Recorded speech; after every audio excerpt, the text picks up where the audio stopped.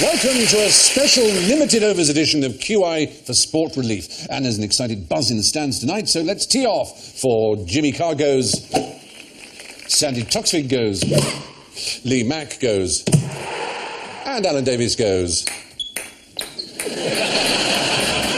You're under starters' orders and they're off. In which sport has Britain been the reigning Olympic champion for the past 92 years? So is this something that they stopped doing? They have now stopped this. Is it something basic like? It's tug of war. Well done, Sandy. Absolutely right. You're winning. She said, I don't want to do this. I don't know anything about sport. What's that question about? There's only three sports that you have to go backwards. One of them's tug of war, one of them's rowing, and I can't remember the other one. Darts. Not darts, is it? Darts. You don't do that, You've got to walk up to them, you've got to go back. Fencing. You don't get your board to the moonwalk back, do you? I love them, thank you. Fencing is a good point. That would be going backwards. Fencing, yeah, but you go forwards You and go forwards backwards. as well. You only go Why are you backwards. asking us a question you don't know the answer to? It's very good. It'd be interesting. I say, how are you? Does anyone in the audience know? Swimming, no, because you... Backstroke. Backstroke. Backstroke. High jump is another one. High jump is the answer. I remembered it now.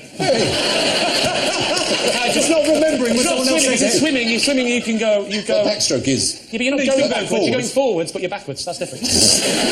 Wow. An ontological world of... Yeah. But then again, you're going forwards when you're going backwards in high jump. Yes. And rowing. No, you're not. You're going backwards. You are... Except the way arm's that way. The cocks face the front. Oh, not this one again. Stop it. Only if you tuck it in. Only if you tuck Obviously, it in. in the coxless pairs, they are both going backwards. No, that is a ladies' So sport. Can I just say, I loved your impersonation of backstroke, though, Stephen. That was very, very good. Yes, that's... You do have a Not sport. getting your hands wet. It's all right, I've got a rubber wrinkle. Is that one butterfly as well? Stephen's always preferred to be rescued rather than... Yes, exactly. I'd rather be rescued by the man in the chair. Stephen fried round. Anyway, what's the most dangerous sport for American women? Oh, I know this. And It's fishing. No. it's cheerleading. Yes, you're right, Sandy. what? It is cheerleading. Brilliant. Honestly, Sandy. Sandy, I have to tell you, Sandy was so nervous about it. She said, do I have to do the sport relief?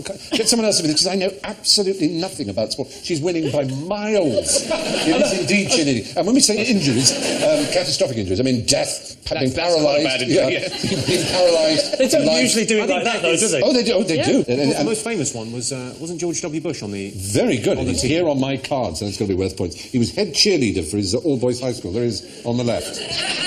Head cheerleading. If only there'd been a catastrophic accident. Yes. How many lives would have been saved? Yes, according to the latest figures we can find in 2002, 22,900 children aged 5 to 18 in America were admitted to hospitals for cheerleading injuries. 65% of all catastrophic injuries amongst American sportswomen at schools are created in the act of cheerleading. Is it classed as a sport? Oh, yeah, absolutely. They are Gosh, incredibly yes, fit. they're very, very serious about it. As you've seen, I mean, they throw themselves around and do all kinds of stuff. I It's throw not myself just around going in the rah, bedroom, rah, it's not a rah. sport. No. I'm sure sex is a sport somewhere. I'm sure someone is trying to make that into a... It's an Olympic sport. into a competitive thing, because I'm pretty fast. By any standards. I think I've got a shot here. So, what was the most popular sport in Britain until 1835? Is it fishing? No, it wasn't fishing. Fishing is, I believe, still the most popular sport in Britain. Is this spectator sport? It was or a is spectator sport, but, you know, people could, as it were, be expert in it in as much as... Chariot racing. Not chariot racing. It involved betting, a huge amount Horse of betting. racing. It was, no, like horse racing... Oh, dear. Like horse racing... That noise in my sleep. Because my dreams are wrong. It was called... It was... You know what? I've had a few of those, Alan. It's nothing to worry about. This sport, Pigeon racing? not pigeon racing, but you've finally got the right species of animal. Falconry? No. Is it seagull racing? No.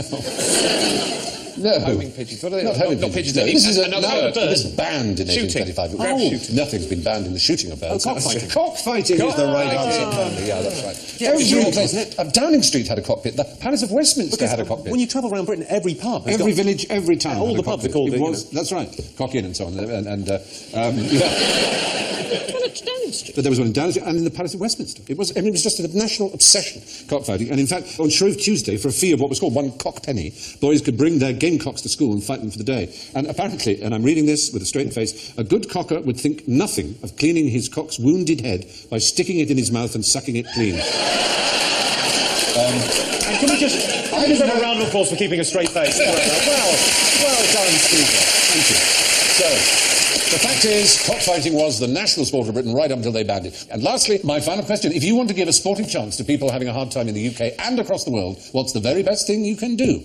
Well, the very best thing you can do right now is to call 03457 910 910 and make a donation, or visit bbc.co.uk/sport relief. Go on, be a sport. And tonight, of course, everyone's a winner, so it's good night from Sandy, Jimmy, Lee, Alan and me. And I leave you with this thought from Matthew Hansen. It's not the winning that counts, nor the taking part, it's making fun of the little fat kid who always comes in last. Good night.